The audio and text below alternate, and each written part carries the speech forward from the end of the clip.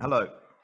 Congratulations on your third Kingsman movie, but this time without Colin and Taron. Hmm. Tell us why you went ahead with a prequel. Do you think it brings this fresh new perspective to the series?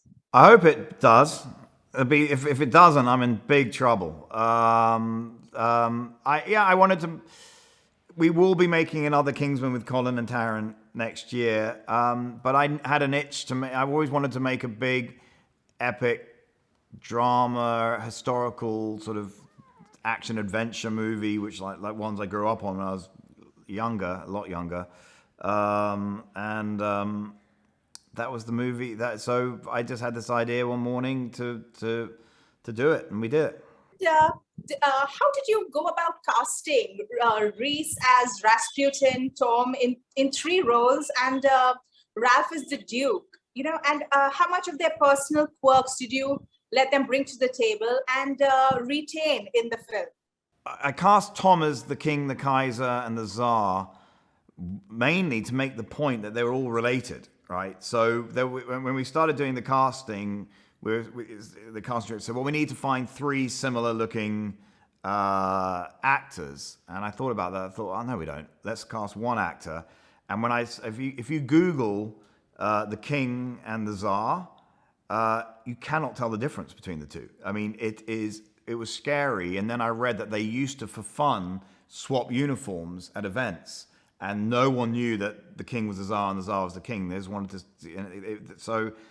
I felt that's why I cast Tom, and Tom was, and I knew I knew he could play, he could bring, and because the problem is if you look the same, then you bloody well have to act differently, so it's not totally confusing, which I thought he did fantastically.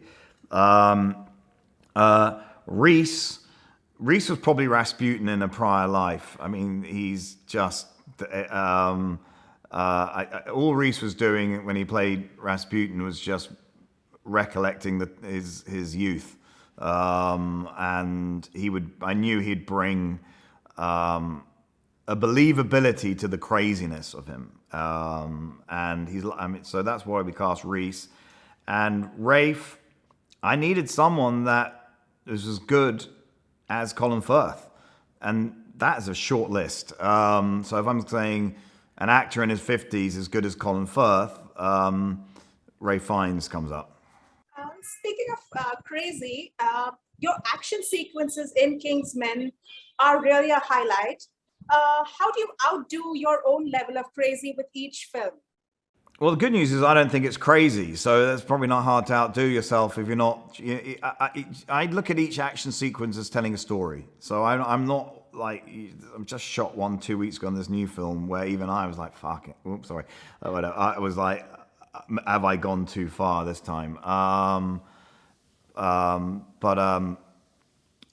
We always just tell the story, and I'm always trying to make sure it's not the same or not interchangeable. Like, if you look at a lot of these action movies, you could take the third act from lots of these big movies and intercut them, and you wouldn't know that you've intercut four different films together. And then, whether it was Rasputin bringing in ballet and Cossack dancing and that whole Russian dancing, that used to be fighting, and then it got banned, and then they turned it into dancing.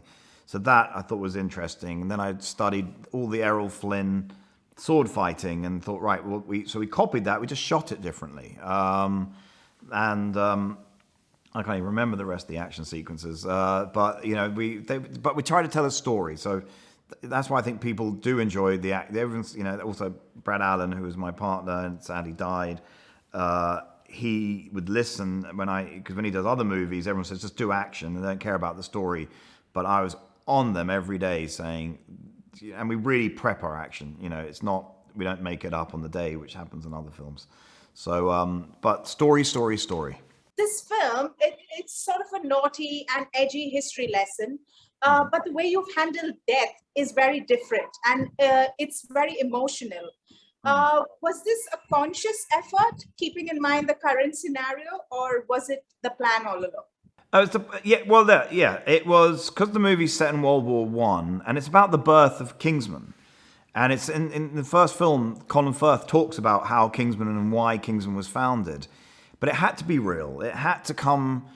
If the foundation, I had to make sure I'm now making the strongest foundation possible for Kingsman. You know, you have to believe it, and you have to, even if you're not a Kingsman fan, even if you hate Kingsman, which, you know, a lot of people do, they could even watch this and might be surprised. And I, you know, 'cause there's a whole world I'd love to tell about history and Kingsman, but this is ground zero. This is the starting point. So it had to be real, and had to hopefully hit people in a way that they'd want more, but they'll never forget where it all began.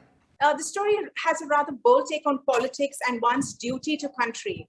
What message do you hope gets across to all young audiences? First of all, be very careful who one chooses as your leader, because look what happens if you have the wrong leaders.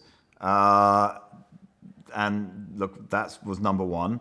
And number two, the line of reputation is what people think you are, and character is who you are. And I think in the world we now live in, and social media and stuff, and that no one's really understanding what the truth is anymore, and what people, who they are and what they are. And there's so much misconceptions and sort of noise of just images and fakeness and no depth.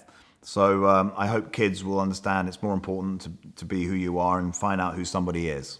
And for my final question, you said you have a current Kingsman in the work with Colin and Tyrants. So what can we expect from the coming franchise? Like, will there ever be the last of the Kingsmen? No. I hope not. I mean, what the next Kingsman 3 or 4, depending on how technical you want to be, is about the conclusion of the Eggsy and Harry relationship.